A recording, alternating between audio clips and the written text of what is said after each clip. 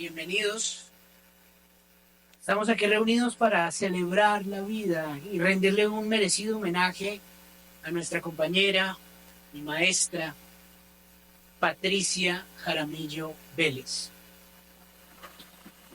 Como primer punto de este homenaje tendremos la intervención de Consuelo Ahumada del Partido del Trabajo, que conoció a Patricia desde su faceta política, y sobre eso nos va a hablar. En segundo lugar, tendremos las palabras de nuestro compañero Juan Sebastián Rincón, que nos manda un sentido mensaje desde Londres para este evento. Juan Sebastián logró compartir un buen tiempo con Patricia desde que era estudiante y luego en otras actividades dentro del trabajo del grupo del Teatro Libre. Estuvo muy cercano a ella, fue muy cercano a ella. Después, como tercer punto, tendremos las palabras de Ricardo Camacho. Como cuarto punto, antes de terminar, vamos a ver un video donde la propia Patricia nos va a hablar un poco de lo que piensa del arte, del teatro, de la dramaturgia. Y finalmente, los invitamos a acompañar los restos de Patricia a su último lugar de descanso, que sería allá en el patio, donde nos espera el homenaje también del compañero y fundador del Teatro Libre, César Mora. Ese es el programa de hoy en este sencillo homenaje. Nuevamente, bienvenidos al Teatro Libre, está siempre su casa. Y bueno, comencemos. Buenas tardes, soy Consuelo Ahumada y en nombre del Partido del Trabajo de Colombia quiero rendirle este sencillo homenaje a nuestra amiga y compañera Patricia. Yo conocí a Patricia hace muchos años en Filosofía y Letras de los Andes, por allá a comienzos de los años 70. Eran épocas de efervescencia revolucionaria y de lucha estudiantil, como lo recordarán varios de los aquí presentes. En ese entonces, en medio de gran entusiasmo, soñábamos con un cambio revolucionario que sería más o menos inminente. Patricia estaba algunos semestres adelante, por lo que fue para mí y para varias de mis compañeras como una guía, como una hermana mayor, en unos tiempos en que la Facultad de Filosofía era precisamente el eje de todo este espíritu que vivía la universidad. Era la universidad privada más importante. Primero, Patricia me animó a que ingresara al Consejo Estudiantil de la facultad como representante de los estudiantes de primer semestre. Después vendría todo lo demás: asambleas estudiantiles, meetings y happenings en la cafetería y las escaleras, conciertos, movilizaciones callejeras. A todo Patricia le ponía gran entusiasmo, siempre con la ruana y la indumentaria que usaban los activistas líderes de aquellos tiempos. En la facultad compartimos sentimientos encontrados frente a las clases: literatura, filosofía, latín, griego, lingüística, historia. Pero esto era secundario para todos nosotros. Patricia y él había entregado su alma al teatro. Integraba el grupo de la universidad. Lo recuerdo por aquel entonces en su papel de ciega en Los Inquilinos de la Ira, una obra extraordinaria escrita por Jairo Aníbal Niño sobre una invasión campesina ocurrida en Puerto Asís, Putumayo, que fue fuertemente reprimida y había ocurrido unos años antes. Los jóvenes que hoy se reúnen aquí para hacerle este sentido homenaje a su vida, sus alumnos, deben saber que desde ese entonces Patricia era una persona llena de entusiasmo, de vida, de pasión. Recuerdo que Patricia no saludaba ni discutía, siempre estaba actuando, sonriendo cuando se encontraba con sus amigos. Posteriormente, después de salir de la universidad, seguimos compartiendo tareas y sueños en la lucha por cambiar el país y nos acogimos a la política de los pies descalzos. Ella se instaló primero en Espinal y luego en Ibagué por varios años junto con su compañero Julio Enríquez. Nos seguimos encontrando porque yo viví inicialmente por un corto tiempo en Girardot, pero realmente estreché mis vínculos de amistad con ella cuando ambas regresamos a Bogotá después de nuestros respectivos periplos. A comienzos de este siglo, Patricia fue fundamental en la creación de La Bagatela y La Nueva Gaceta, nuestras publicaciones. En su trabajo era muy estricta, sus apreciaciones casi siempre eran muy acertadas. sus comentarios respetuosos y sobre todo muy divertidos. Son muchas las anécdotas con la ortografía y la redacción. Las últimas décadas de su vida las dedicó a enseñar en la escuela del teatro libre, un trabajo con el que se sentía en su plenitud. Y también la adaptación al teatro de las obras de Dostoyevsky. Vaya tarea. Igualmente enseñó por varios años en la Universidad Javeriana. Dictaba charlas absolutamente cautivantes, como la del Quijote. Aunque se retiró del activismo político, Patricia siguió respaldando la lucha por las transformaciones sociales en Colombia y en el mundo.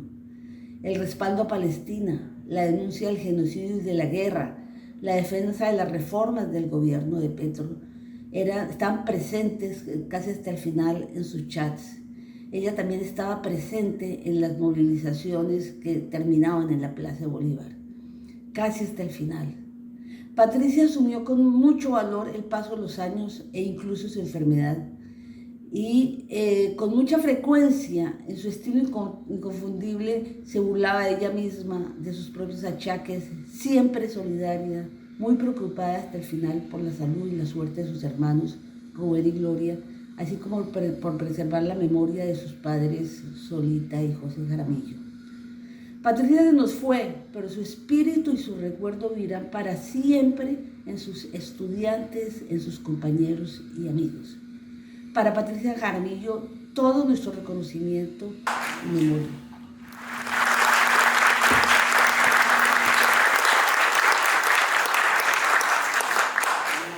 A continuación, las palabras de nuestro compañero Juan Sebastián Rincón. Buenas tardes. Un saludo especial a la familia de Patricia, a sus hermanos, a sus sobrinos. Un abrazo a los compañeros del grupo. Lamento no estar acompañándolos físicamente. Un saludo a los amigos de Patricia y a sus afortunados estudiantes. Somos afortunados, inmensamente afortunados. Haber conocido a Patricia en primera instancia como profesora fue como haber encontrado la cerrajera de las puertas que le impone a uno el crecimiento y la sociedad. Ella podía abrirles esas puertas a sus estudiantes.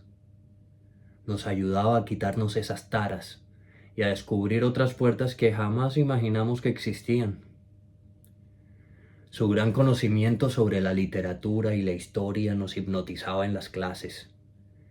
Tenía una capacidad única de desviarse de un tema, ramificando conceptos, cuentos, experiencias personales, en todas las direcciones, por todos los países, por películas y documentales, para después volver de golpe al tema principal del que estaba hablando, como si nunca hubiera soltado el hilo de Ariadna en el gran laberinto de su mente. Después de eso, mientras estábamos perplejos de lo que se abría al entender que Cervantes está relacionado con cómo se habla en un pueblito de Bolívar, nos aterrizaba con el golpe seco de su aguda mirada, porque tenía una mirada aguda, puntiaguda diría yo, tanto física como figuradamente. Y con esas dos lanzas nos miraba a los ojos, bien adentro, nos miraba al alma para preguntarnos: ¿qué hubo? ¿Y usted qué piensa de eso? A ella no le interesaban las respuestas de sabelotodo, y menos las respuestas corticas, simplonas y superficiales. No, ella estaba interesada en que respondiéramos relacionando el conocimiento con el alma, y de una manera crítica, como lo hacía ella, como era ella. Uno podría decir que sus clases eran sobre redacción, literatura, historia, etc. Pero no eran sobre eso. Eran sobre ser persona, ser parte de un país, ser político, ser artesano en este oficio. Y ella tenía el llavero para que, si estábamos dispuestos, pudiéramos abrir esa puerta y empezar a ser. Con las bases que ella nos daba, nosotros teníamos que analizar, reflexionar, debatir y concluir más allá de la simple tarea. Como sabrán, esto no era un proceso donde ella nos llevaba de la mano, así como una profe cursi, para nada.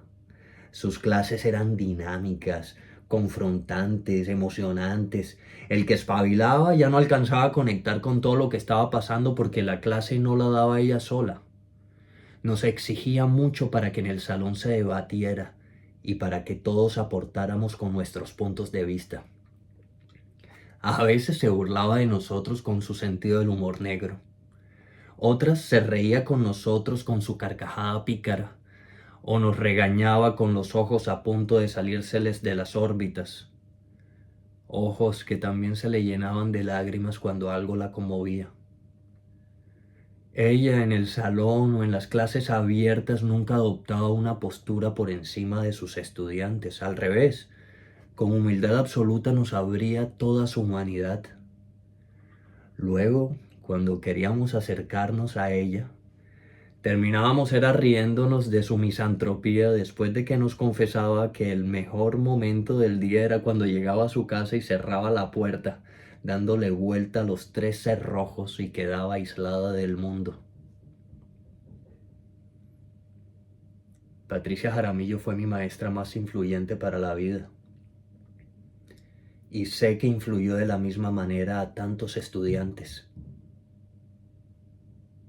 Ya no la tendremos para que nos dé las llaves y con una patada en el culo vayamos por ahí abriendo puertas.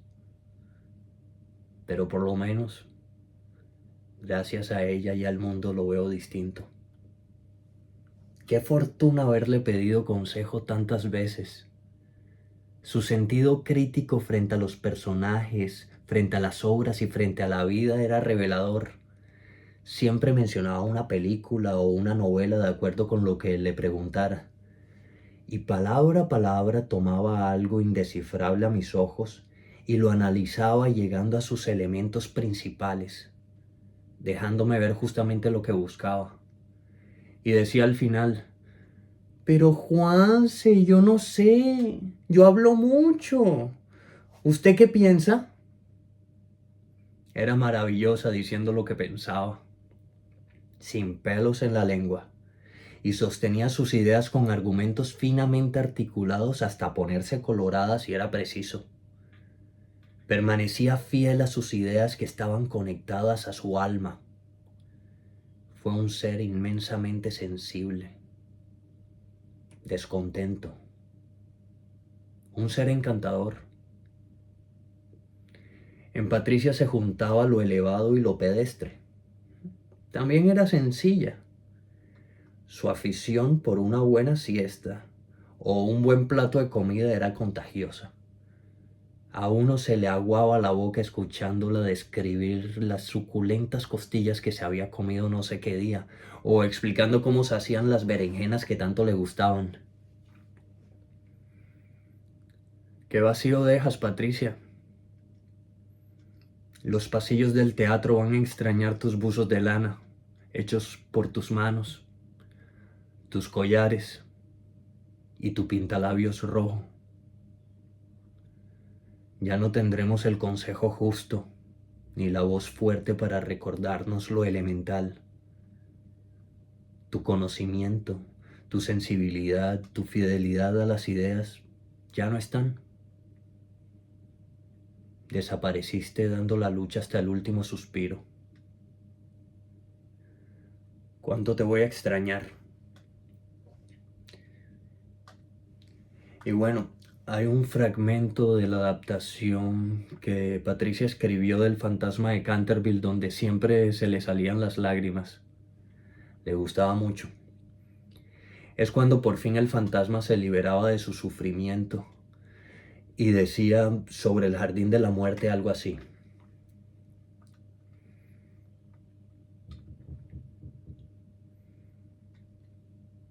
aquí voy a tener un lugar para mí,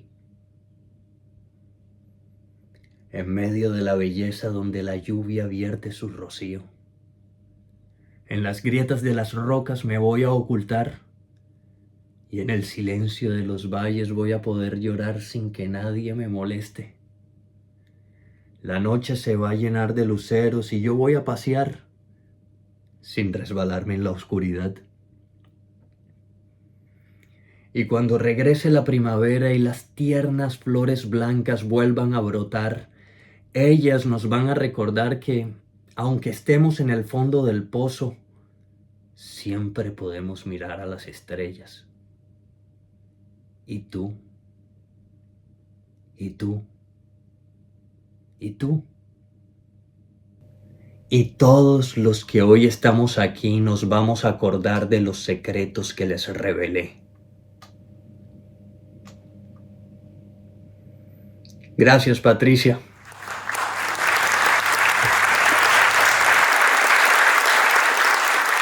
A continuación, las palabras de Ricardo Camacho. La desaparición de Patricia Jaramillo marca toda una época, el final de toda una época en el teatro libre, y yo me atrevería a decir en el teatro colombiano.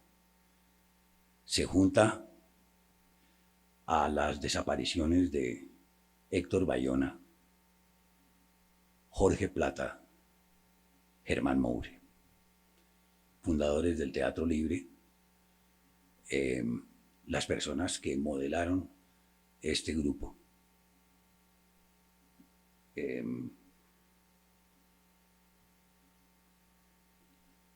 Patricia completó, yo diría, unos 57 años en la vida del teatro, desde que empezamos el grupo en la Universidad de los Andes en el año de 1967, y cuyo pico más importante fue cuando ese grupo montó Canto del Fantoche Lusitano, una obra con la que ganó todos los premios de los festivales que eran concurso en Colombia en esa época. Festival de Manizales, el Festival de Teatro Universitario y el Festival Nacional de Teatro. Es el momento en que el movimiento estudiantil colombiano conoce ese gran desorden, que no es solamente colombiano, sino fue mundial e internacional, y que produjo como consecuencia la radicalización de muchísimos jóvenes, en particular de nosotros. Aunque digamos que ya veníamos con inquietudes, digamos, para la transformación revolucionaria de la sociedad, pero todo este mare magnum del movimiento estudiantil fue el que realmente nos radicalizó, y Patricia y yo y Jorge Plata y otro grupo del núcleo de la universidad entramos a militar al MOIR, donde duramos un tiempo, y en el curso de ese momento es cuando se funda el Teatro Libre. El Teatro Libre se funda efectivamente como una especie de brazo político del MOIR, pero con el transcurrir del tiempo el grupo se va independizando y coge su rumbo propio. Así la mayoría del grupo estuviera militando en el MOIR, pero con la conciencia clarísima de que una cosa era la militancia política, la adhesión a un partido revolucionario, y otra cosa era el teatro, que eran dos cosas completamente distintas. El pico de la fundación del Teatro Libre se da cuando, lo mencionó Consuelo Ahumada, hacemos Los Inquilinos de la Ira, de Jairo Aníbal Niño, en el que Patricia Jaramillo hizo el último papel en el teatro como actriz, la cieguita, que era un personaje realmente conmovedor porque mezclaba una ingenuidad casi infantil con una inteligencia y una sabiduría de adulto. En la fundación del Teatro Libre, Patricia no alcanzó a estar mucho tiempo porque decidió abrazar la política de los pies descalzos, del MOIR, y se fue, como también lo mencionó Consuelo Ahumada, mucho tiempo con su compañero de esa época. Pero regresó, yo diría como en el año 89, tal vez 89, 90, y se reincorporó al Teatro Libre. En el Teatro Libre cumplía dos funciones complementarias. La una era la de profesora de la Escuela del Teatro Libre, en donde enseñaba historia del teatro, literatura, castellano, ortografía.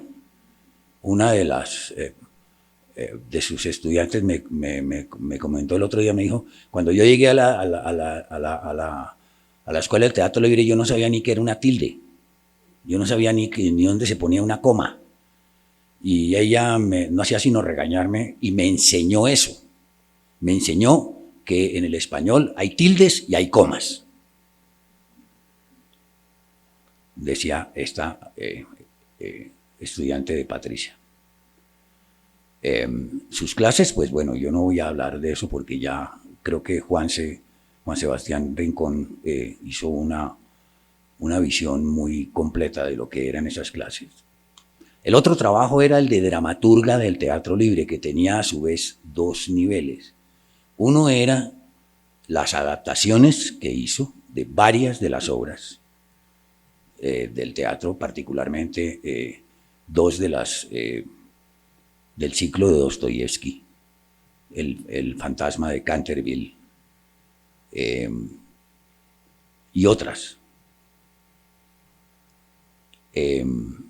Esas adaptaciones incluso están publicadas en un libro que editó la Universidad de los Andes, y ahí se ve pues el nivel de su trabajo, ¿no? El altísimo nivel que era tomar esas novelas tan largas, tan complejas, tan intricadas, y convertirlas en un espectáculo teatral de hora y media, 2 horas, como en efecto fue. Eso era un nivel. El otro nivel es igualmente importante, que es el nivel, digamos, de la crítica. Era la persona que estaba desde afuera mirando lo que pasaba en el Teatro Libre, con una mirada crítica, completamente sin concesiones de ninguna naturaleza. Cuando una obra no le parecía, lo decía abiertamente, incluso de una manera a veces con una vehemencia muy especial. Y siempre estaba insistiendo en que el actor ignorante no podía ser buen actor, que un actor que no entendiera la historia, que no entendiera la política, que no tuviera una posición en el mundo, pues no podía ser buen actor. Podía ser un actor, pero no un buen actor, y que lo que buscábamos en el Teatro Libre, eso era clarísimo, era actores que tuvieran un nivel de conciencia sobre su oficio, de reflexión sobre su oficio, y permeado todo por los principios sencillos de no transigir ante la vulgaridad, ante la banalidad, ante el craso comercialismo, ante el chiste fácil, ante como dice Hamlet, la idea de tratar de agradar a un público, dice Hamlet, no yo, un teatro lleno de idiotas, dice. Entonces, eso es una cosa absolutamente clave. esa mirada vigilante de Patricia, que no era ni mucho menos la mirada de un inquisidor, sino era la mirada de una persona que estaba en la doble posición de adentro y afuera. Nosotros le pedíamos, yo particularmente le pedía, yo le decía, usted mírenos desde afuera, usted es de aquí de adentro, pero eso ya lo sabemos. Lo que necesitamos es la mirada desde afuera, ¿no? Sin concesiones. Una persona absolutamente intransigente en sus principios, ¿no? De una modestia de verdad ejemplar, ¿no? Intransigente con la tontería, con la banalidad, con la superficialidad. No soportaba eso. Eso fue, digamos, más... Yo creo que las personas especiales se destacan en la memoria de la gente muchas veces más por lo que fueron que por lo que enseñaron. Porque muchas enseñanzas se pierden. Pero queda es, como diría en una vieja película, el cantante, no la canción. Y Patricia, la sola presencia de Patricia inspiraba ese respeto, esa seriedad, que era una seriedad también juguetona, ¿no? Tenía un enorme sentido del humor, un humor muy negro, y se burlaba de una manera abierta incluso de ella misma. Nunca perdió el buen ánimo, el buen espíritu, a pesar de que, tengo que decirlo, tuvo cáncer 10 años de su vida. 10 años. Hasta que el cáncer la derrotó. Nunca perdió el buen ánimo, nunca perdió el buen espíritu. Nunca perdió la disposición, nunca perdió los principios por los cuales nos hicimos. Principios que tienen que ver no solo con la política, sino con la vida, con una manera de ver la vida. Y yo creo que eso es lo más importante, es la manera de ver la vida, la concepción del mundo, que se expresa no en grandes frases, no en grandes discursos, sino en la cotidianidad, en lo que usted dice, en lo que usted piensa, en lo que usted opina, en lo que usted interviene. Ahí está. Eso es el legado de Patricia para nosotros. Repito, esto es una pérdida irreparable. Esto es irreparable, esto pues se junta con nosotros y pues nos deja huérfanos, eso es la verdad, ¿no? Yo tengo que decir con toda franqueza que es muy difícil que aparezca una persona que tenga el nivel y el papel de Patricia en esta etapa. Así tendremos que funcionar, de alguna manera cojos, pero pendientes de su legado. Muchísimas gracias.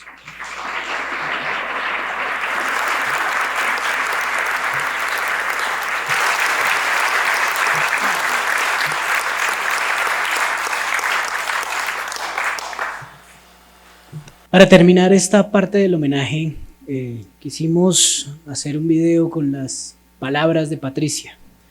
Que sea esta una ocasión para oírla hablar, para reírnos con ella, para entender un poquito de cómo pensaba y cómo hacía las cosas. Pues ahorita usted me decía que si yo soy tímida, yo soy muy tímida.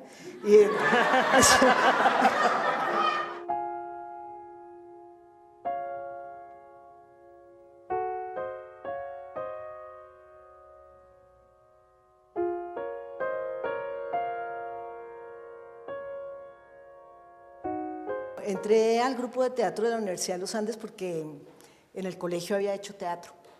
Y entonces, cuando decidí entrar a estudiar en ese momento antropología en los Andes, y a los 15 días me enteré de que en el grupo, en la universidad había un grupo de teatro, y como a mí me gustaba el teatro y también había, digamos, ya se empezaba a ver aquí en Colombia, se empezaban a ver algunas obras interesantes como Marat-Sade, montada por Santiago García, y otra serie de espectáculos a los que yo siempre iba. Entonces, y como en el colegio yo había hecho algunas obras de teatro y todo, apenas me encontré con una amiga de mi colegio que me dijo que ahí en esa universidad funcionaba un grupo de teatro, pues nos emocionamos y nos fuimos para allá muertas de susto, porque dijimos, no, eso no nos van a recibir, esta universidad, un oprimíparo. Y llegamos allá y dijimos que queríamos ser parte del grupo de teatro, y entonces el director, que era Ricardo Camacho, dijo, bueno, lea usted a Susan, de entrada. Entonces, pues, no, ya, lea a Susan y usted lea a Sara. Y ya, eso era no había teatro en la universidad, no había un espacio físico que fuera teatro. Eso, las reuniones se hacían en una oficina del 5º piso del edificio Franco, en donde una oficina de la Facultad de Filosofía, y ahí pues nos sentamos y leímos a Susan y a Sara, y después al otro día nos citaron y dijeron que volviéramos al otro día para volver a leer a Susan y a Sara, y yo llegué a mi casa pues delirando. Todo cambió, empezando porque me salí de antropología y me metí a filosofía, no por una razón, digamos, calculada fríamente sobre mi destino futuro en la tierra, etcétera, sino porque la mayoría de los miembros del grupo de teatro eran de filosofía. Dejé la actuación porque me fui a hacer política. Entonces, era militante del MOIR y en ese momento el MOIR estaba desarrollando una política que se llamaba de los pies descalzos, en donde la gente se iba a vivir a distintos municipios o veredas del país para llevar, digamos, las ideas del MOIR, ¿sí? Entonces yo, después de Los Inquilinos, me fui a vivir al Tolima bastantes años, y pues allá en el Tolima no hice nada en lo que tiene que ver con teatro. Estaba básicamente trabajando con sectores populares y bueno, viviendo allá también, conociendo un poco lo que es la realidad nacional y esas cosas. Entonces, estuve mucho tiempo por fuera del teatro, mucho tiempo por fuera del teatro hasta que volví. Un buen día Ricardo Camacho me llamó y me dijo que me quería hacer una propuesta indecente. Entonces, pues yo abrí los oídos inmediatamente, pero la propuesta fue muy decente. Decepcionante. Decepcionante, eso. Entonces, Ricardo me dijo que por qué no venía a la escuela a dictar clases de lectura, y pues a mí me gustó mucho porque pues era volver a la casa, era volver al hogar, ¿sí? Había tenido una experiencia interesante por fuera y esto me posibilitaba volver a conectarme. Entonces empecé a dictar esas clases de lectura en la escuela, y como sucede, algunos de ustedes que están en el público, que son estudiantes, lo saben, como sucede con el trabajo que se hace en la escuela y en el teatro libre, pues todo está muy conectado, ¿no? Y hay una participación muy cercana de la vida de la escuela y de la vida del grupo, de la que se benefician ambos. Y entonces yo empecé a acercarme cada vez más otra vez al teatro libre a través de la escuela, y pues eso fue muy bonito, muy bonito, un reencuentro desde el punto de vista personal gratificante. Cuando yo regresé, yo no había escrito ni la lista del mercado y yo no soy una persona que haya hecho adaptaciones porque sea una escritora. Resulta que cuando el Teatro Libre estaba montando la tetralogía de Dostoyevsky, Ricardo Camacho, como ya era más viejo, ya no dijo propuesta indecente, sino dijo, le quiero proponer algo. Entonces, y esta sí fue indecente, al revés. Y entonces me dijo, indecente en el sentido en el que voy a explicar, me dijo, porque usted no hace la adaptación de Los Hermanos Karamazov. Y entonces yo digo que fue indecente porque desde el punto de vista mío y con la mayor responsabilidad, como si eso no fuera pues un trabajo muy profundo, serio e interesante, yo fui diciendo que sí, como hipnotizada, ¿sí? Y entonces ahí fue que yo empecé a hacer adaptaciones. El material con el que trabaja la literatura son las palabras, pero el material con el que trabaja el teatro son las palabras, pero también son una serie de elementos más, y las palabras ahí, digamos que adquieren una significación distinta porque tienen que entrar en consonancia con todos los otros elementos. No más pensemos en el protagonista más importante del teatro, que es el actor. Entonces las palabras ya no están como en una novela de manera lineal, ¿no? En un papel, en una sola, largo y ancho, ¿sí? Sino que las palabras se personalizan en la existencia, digamos, de un actor que les da una vida nueva propia. Y entonces las palabras que estaban en el texto de manera lineal, digamos como pálidas, en el ensayo, cuando el actor las apropiaba, adquirían volumen, se volvía un cubo, ¿no? Esto del cubo. Entonces adquirían volumen y se llenaban de una nueva capacidad de producir significado que yo ahí había constatado en la práctica, no como un concepto intelectual, sino en la práctica, que efectivamente, y cómo era que efectivamente se llevaba a la práctica esa transformación de una misma historia, unos mismos personajes, un mismo asunto, unas mismas situaciones, para producir una obra distinta, una obra de arte distinta. Encontrar la forma de que las palabras que están en el texto de Dostoyevsky no asfixiaran el nuevo fenómeno que es una obra de teatro, pero tampoco se quedaran cortas en relación con el fenómeno que se plantea en la novela. García Márquez dice que la literatura es el oficio más solitario de la humanidad, pero el dramaturgo yo creo que no. El dramaturgo, o bueno, puede que haya muchos, no sé, pero el dramaturgo, yo por lo menos he aprendido que a mí me va bien es porque yo trabajo con un grupo y el grupo lo hace. El grupo, lo que yo propongo, el grupo lo hace, y después se ve que no funcionaba y que había que volver a escribir el texto.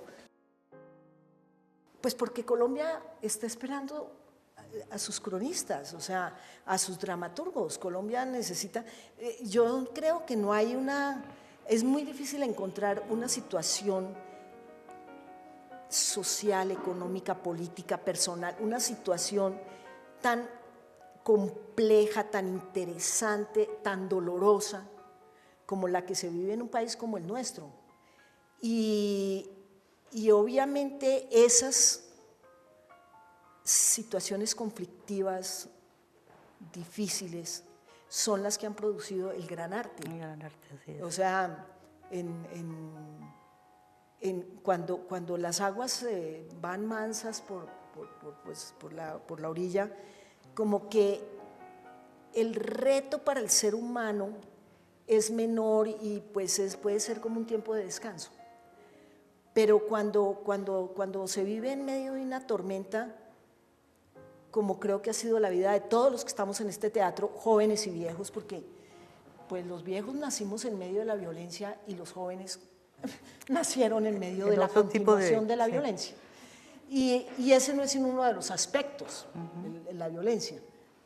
Entonces, cuando se viven situaciones tan difíciles, eso le obliga a las personas a contestar preguntas. Hay muchas inquietudes, hay muchas circunstancias que no pueden ser indiferentes, ante las cuales las personas no pueden ser indiferentes. Y el teatro es el llamado, creo yo, como el arte privilegiado para enfrentar ese tipo de situaciones. No hay en la historia del teatro obras que no respondan a las grandes conmociones de la humanidad y a los momentos de crisis. En últimas, la cronología es un concepto muy anticuado, ¿sí? Lo más importante es el alma de las cosas, ¿sí? Y el alma de las cosas no está situada en un año, en una fecha y por decreto.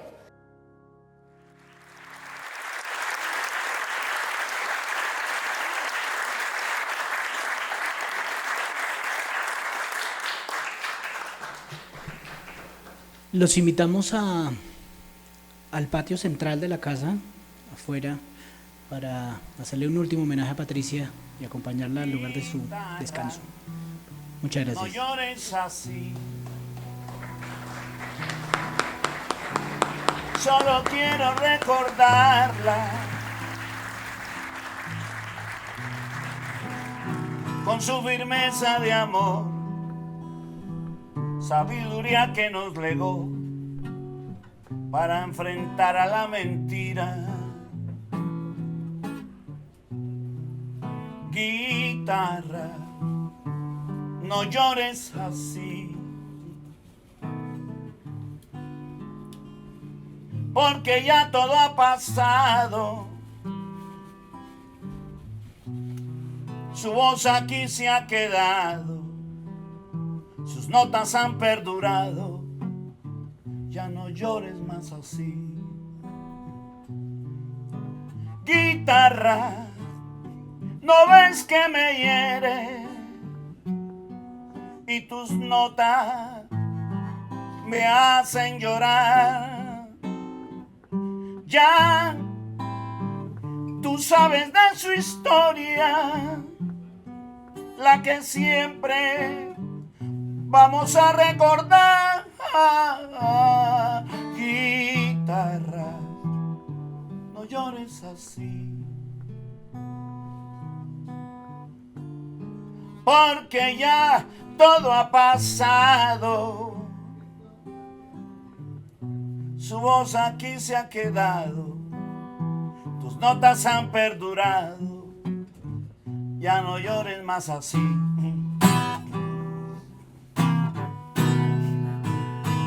Ya no llores más así. Oye, guitarra mía,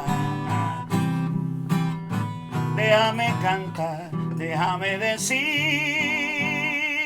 lo que siento aquí, dando la fuerza para seguir, para continuar, pero con alegría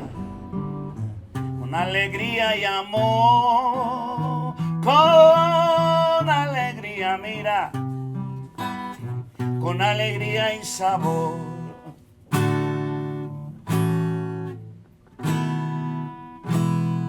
Soy hijo del Siboney, Patricia, óyeme cantar. Soy hijo del Siboney, Patricia, óyeme cantar. Y cómo se adora el sol, cómo se adora la luna. Ay, cómo se adora el sol, cómo se adora la luna.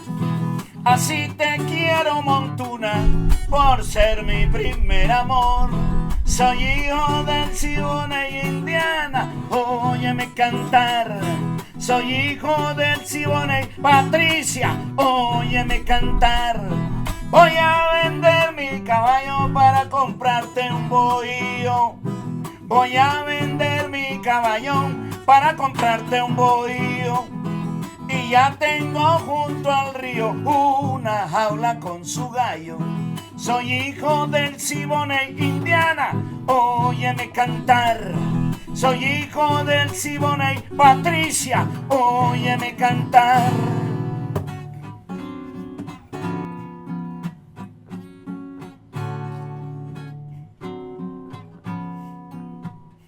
Quiero morirme de manera singular. Quiero un adiós de carnaval.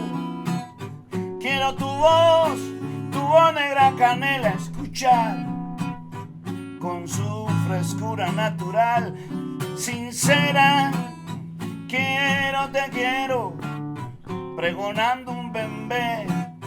No quiero velas, no quiero un sermón, oye bien. Quiero la voz de esa mulata y un trombón. Morir en tiempo de son, bendición. Canela, canela, tu voz plañidera, regada en fragancia de ron sabroso, tu canto, el bullicio, el barrio y el sol. Será mi dulce oración, cosa buena, negra canela, embriágame con tu voz. Dice la gente del playón, si la canela te pregona un danzón, el cielo te abre el portón. ¡Qué sabor! Canela, canela, tu voz plañidera, regada en fragancia de ron sabroso, tu canto, el bullicio, el barrio y el sol. Será mi dulce oración, cosa buena.